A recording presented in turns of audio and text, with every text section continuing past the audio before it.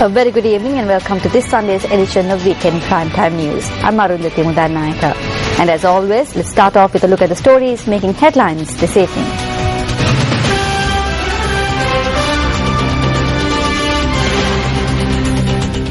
Military personnel among those arrested in Sapagaskanda on charges of kidnapping and ransom.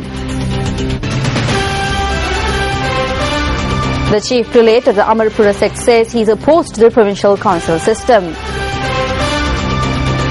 Senior athletes expressed displeasure over the holding of selection tournaments for the 4x400 meter relay for the World Athletic Championships when there are qualified athletes.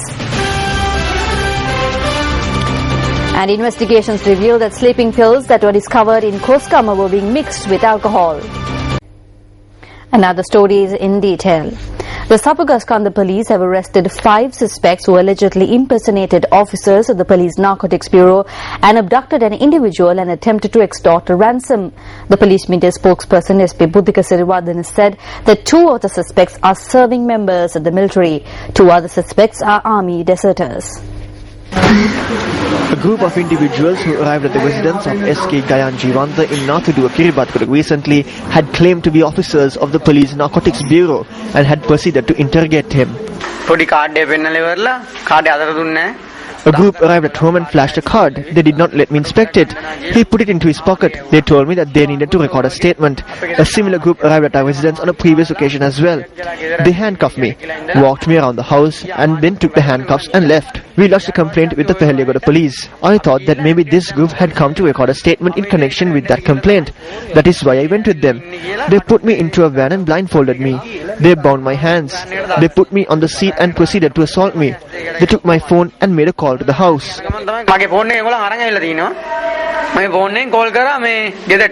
The wife of the abductee had recorded the phone call she had received at about 7 p.m. on Friday, in which the kidnappers demanded a ransom of 500,000 rupees for Gayanjivanta.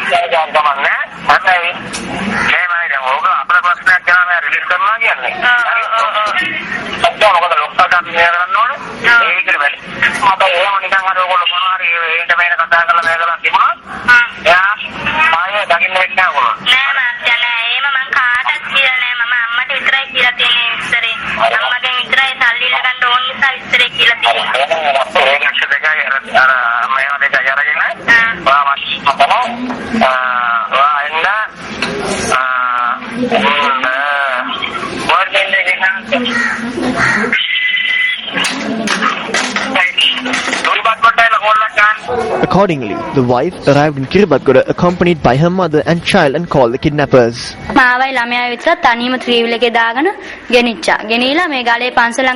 They boarded me and my child onto a 3-wheeler and took us away. Then they asked for the jewelry and I said that the jewelry was with my mother and not with me. He got into the 3-wheeler and left. I called my mother. My mother came there in a 3-wheeler and we received a call about 15 minutes later. He came there in a few minutes. Then my mother reprimanded him and asked them whether they were actually from the police or whether they were rogues. He said he was from the police and flashed his card. My mother tried to make a grab for it. He put it in his pocket and started walking at a faster pace. Then he started running and I chased after him. He hit a lamppost and fell down. Then my uncle and others in the vicinity came there and beat him. The police too came there and caught him.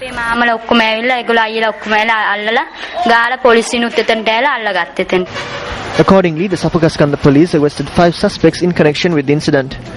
The suspect's van that was seized by the police contained a 9mm pistol, 12 live rounds, a cartridge, a live hand grenade, a pair of handcuffs and a knife. One of the suspects was remanded until the 2nd of next month, subsequent to being produced in court. The police media spokesperson said that the remaining suspects are being held under detention orders, adding that further investigations are underway. Police investigations have been launched to arrest 2 more ruling party local government politicians. The 2 suspects are the chairman of the Gomarang Kadavala Pradeshiya Sabha and a member of the Biyagama Pradeshiya Sabha. UPFM member of the Biyagama Pradeshiya Sabha, Saman Veerasiri, is charged with assaulting a worker at the private workstation in Biyagama. 2 suspects have been arrested in connection with the incident. Workers at the private workstation said that the Pradeshiya Sabha member who arrived at their workstations attacked a machine operator.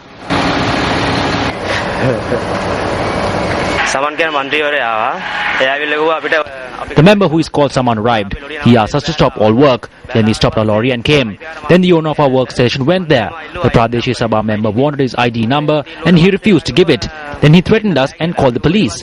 The police did not arrive. Then he called and got down some people. Around 10 people came in 2 3-wheelers. Then they attacked the worker. He was injured in the head.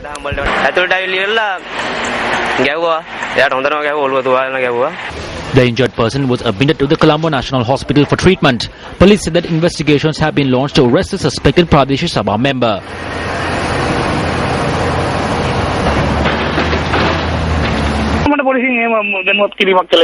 The police did not inform me about this. I did not even get a message asking me to come to the police. According to the Pradeshiya Sabha rules, the construction should be done leaving 90 feet from front, but they have kept only 40 feet. I told the owner to stop construction because it was near the high tension wire. I spoke to the person who was operating the crane and told him that he would be held responsible and asked for his name. Then he questioned as to what right I have to say anything and scolded me in front of all those who were there. When they tried to attack me, all the boys jumped and saved me. That man fell.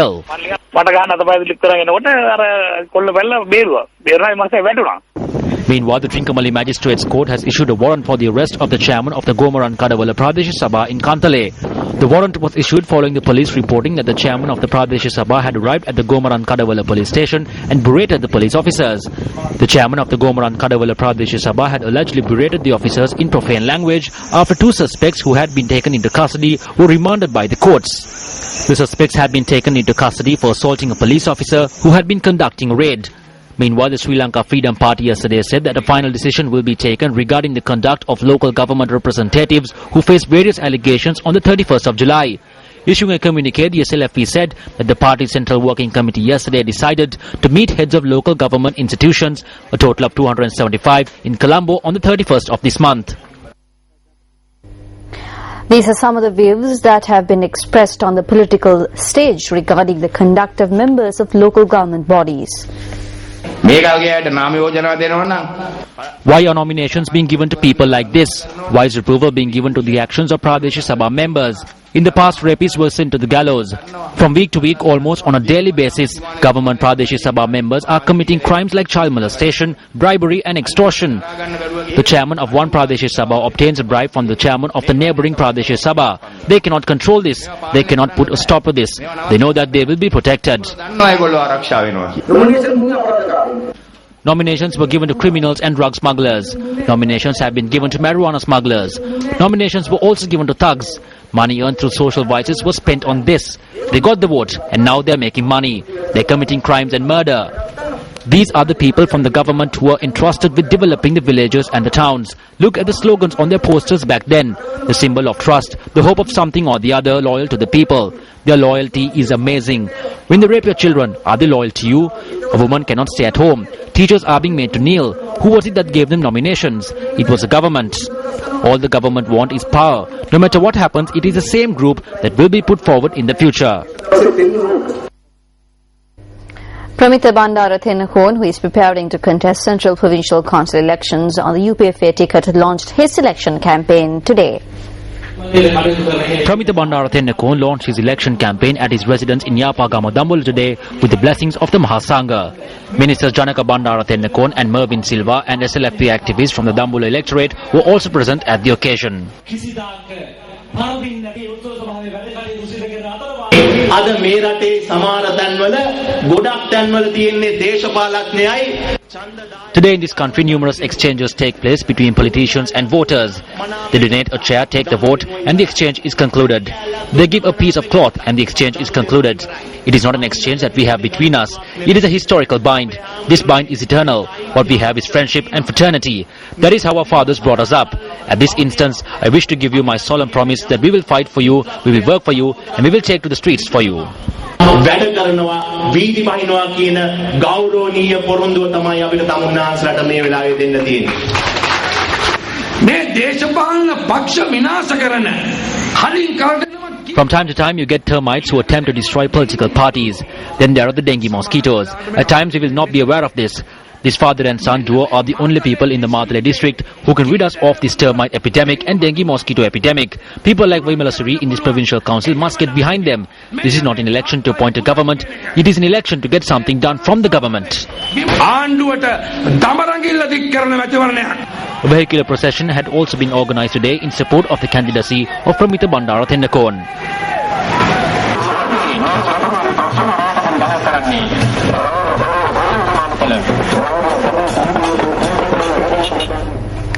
Chief Prelate of the Amarapura sect, the Most Venerable Dal Dananyani Saruthara, says that he is opposed to the Provincial Council system. The Chief Prelate expressed his views when he was visited by representatives of the Collective of National Organization for the Abolishing of Provincial Councils.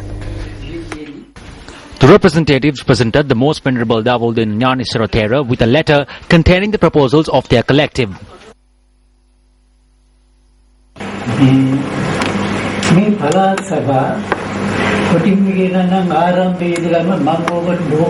In short, I view the provincial councils with distaste. Large countries can divide the nation into provincial councils and govern them.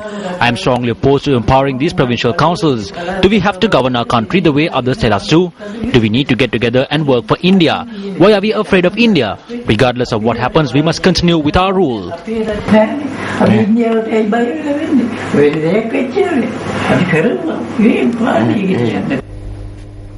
On to another one of our headline-making stories.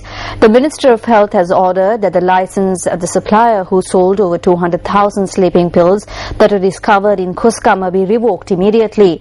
Issuing a communique, the Ministry of Health said that it had come to light that the sleeping pills were to be mixed with alcohol. The Ministry of Health says that legal action will be taken against a supplier who had sold such a large stock of sleeping pills to an individual who had no connection to the medical trade. Preliminary investigations have revealed that 1,000 sleeping pills were mixed into 2,500 litres of toddy in order to increase the effects of the liquor.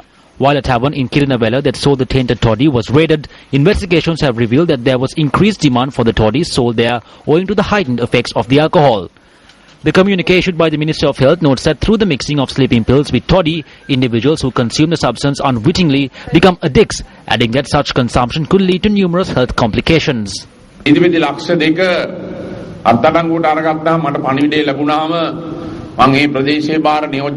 I got the message that this stock of over 200,000 sleeping pills had been seized, I called the senior DIG and told him that the problem was not the possession of the pills but the source, and I asked him to investigate how the pills were procured and why they were being kept inside the house. Yesterday, when the police and our officers took the suspect who had the pills with him and went to Dompe at night, where he was delivering the pills, there was a toddy brewery. The pills were being mixed with the toddy. This is how our medication is being used. The Ministry of Health said that drug regulations would be strengthened to prevent such incidents from occurring in the future. There are existing laws. A manufacturer can only sell to registered wholesaler. Wholesalers can only sell to registered pharmacies. Registered pharmacies can only sell small amounts to the patient with the doctor's prescription. Fraudulent people have violated these laws to make money. This makes it evident that the regulations must be strengthened. The ministry has already taken steps to increase the number of empowered officials. Also, we are jointly working with the Drug Control Board to amend the relevant act. It is being amended. The maximum punishment under the law will be meted out to the owner of the brewery, the wholesaler and the individual who sold these pills. ඒකම මේක විකුණපු විද්‍යාලයට විරුද්ධවත් ඒ අනපනත් අනුව දෙන්න පුළුවන් උපරිම දඬුවම් කරනවා